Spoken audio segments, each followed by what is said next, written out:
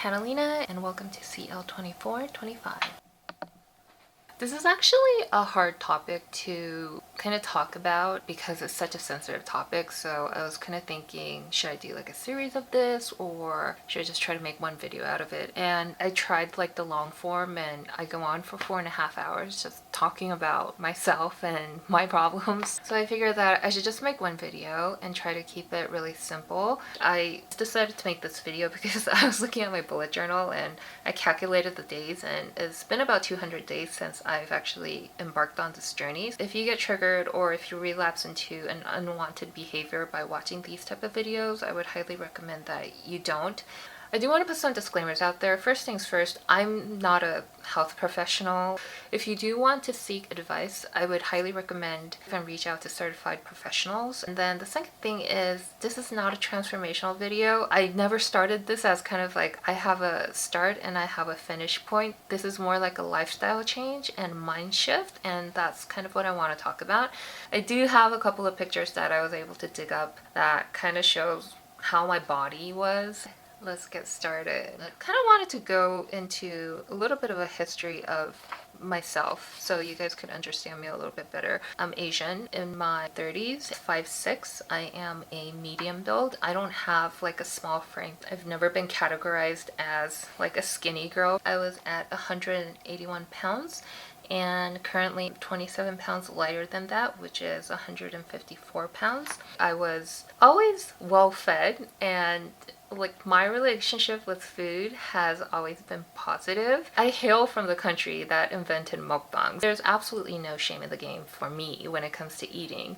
I am an overeater, so I do tend to eat kind of like a football player almost. The problem with me was not my relationship with food. The problem was my relationship with my body image. This kind of ate into every aspect of my life, and it impacted everything. My relationship with people, my work, my video, my YouTube, the way I interacted with my pets. I was very obsessed with how I didn't look what I thought I was supposed to look like. From my late teens, throughout my entire 20s, all the way into my early 30s, I was constantly on and off these crash diets.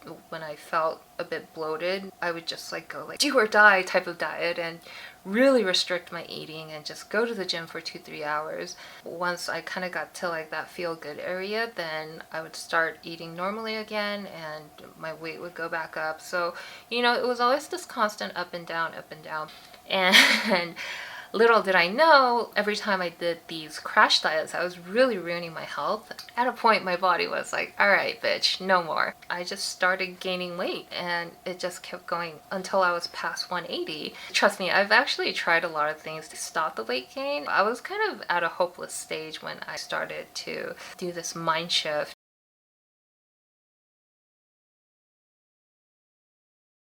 Hi, it's Editing Catalina. I accidentally deleted some footages off my SD card, so we're gonna have to kind of fill in. Mind shift is basically changing perspective and approaching the problem that you want to fix from a different angle. For me, my biggest obsession was my body. This time around, I decided to focus on my health, and that's why in my first entry, I was talking more about like clean eating and changing my life rather than this is my set goal and this is what I want to become. So there's actually a couple of things I really wanted to tackle, and hopefully this could lead to a healthier life. And as a benefit of that, probably maybe I could lose a couple of pounds. That was my mindset. So first thing is addressing my overeating habit. I do have like this endless appetite where I just mindlessly eat. And then the second thing is my inactivity. Most of the time I'm actually in bed or I'm on the couch. I'm just not moving. And then the third thing is my love of junk food, snacks, anything that's bad for your health, and just kind of cleanse out my body and like eat really clean, feel really good, and have a lot of energy so I could live my life in a happier state. And with that actually came a lot of benefits, like shedding a lot of pounds or getting a little bit more defined in places that I had lost definition. First is intermittent fasting, second is daily workout, and third is actually cutting out garbage.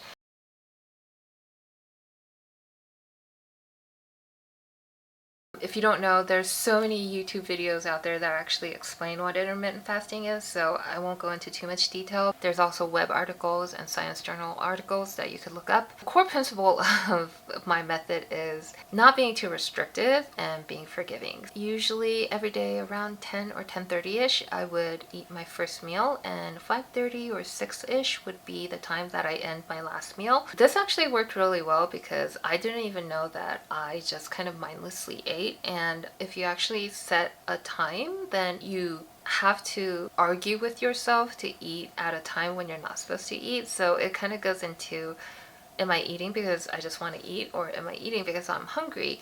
And for me, if the conclusion was I'm really hungry, I want to eat, then I went ahead and ate. This time around, I really decided to be a little bit more nicer to myself, and I think this is what actually helped me not give up, because my personality is kind of like a do or die personality. Like, I'd be like really gung-ho about everything and all these rules, and I'd be really good at it until I have like this minor slip up, and then at that point I would just abandon ship. And that's why I was really prone to do crash diets. This time I kind of set myself a 3-day rule.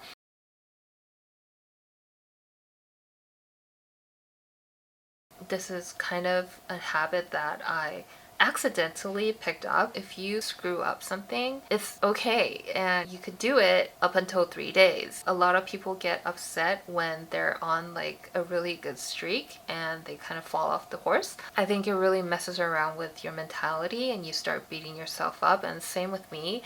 And if you give yourself up to 3 days to kind of recover and get back on track, then you kind of build this really good habit of forgiving yourself. And that's something that I never had in myself, and I was really harsh on myself all my life. That actually provided a nice groundwork for continuing on and seeing this as like a really long, drawn out lifestyle change.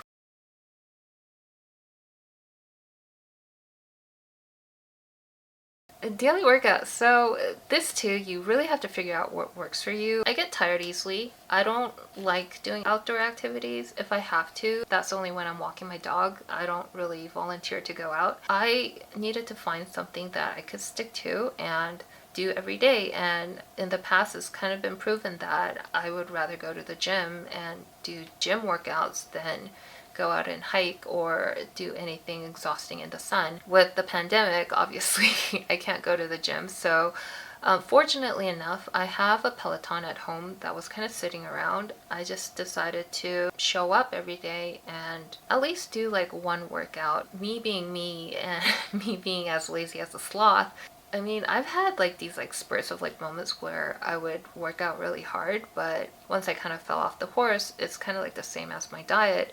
I would just not go to the gym or work out for like months or years. And this time I wanted to develop a habit of just waking up early and consistently working out. So if my knees hurt or if I was kind of feeling out of whack, I would just do like 5-minute stretches or try to do like a yoga class. And basically, I just had to do one workout a day regardless of the length of the time. I also applied this 3-day rule to my workouts. So it's okay if I miss a day. It's okay if I miss my second day. It's just on the third day, I just have to get back on track. So I could work out one day and miss 2 days, and then work out 8 days and then miss one day, and then work out 4 days and miss another day. So, with that type of flexibility, I was able to stick to a daily workout routine to a point where it's kind of become a habit. And now if I don't work out, I start feeling really anxious, and I feel like I haven't like wiped.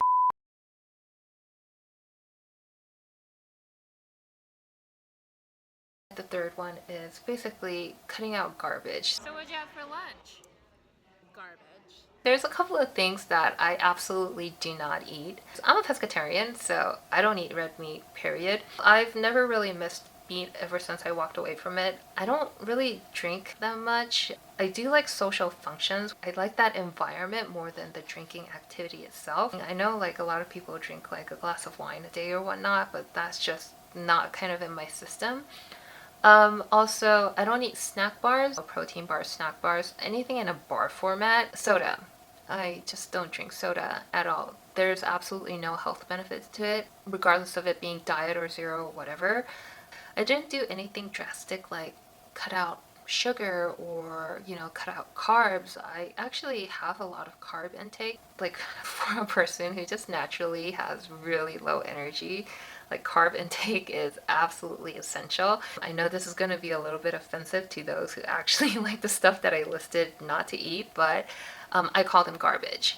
And it works because when I'm addressing them, I have to address it as garbage. It's a little bit of a drastic way, but labeling shit that I didn't want to put in my body as garbage really worked out for me. This whole mental shift happens and it just kind of works. Always remember that you can't be too restrictive. You want to cut out the absolute worst.